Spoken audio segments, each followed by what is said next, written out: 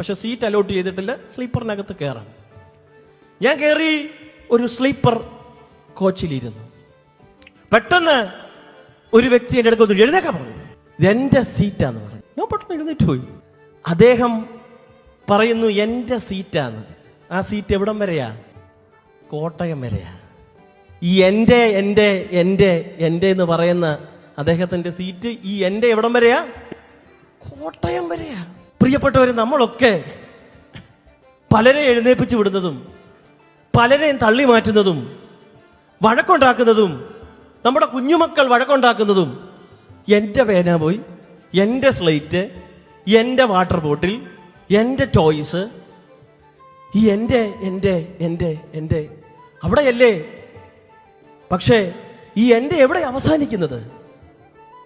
ആ സെമിത്തേരിയുടെ മുൻപിൽ നിൽക്കുമ്പോൾ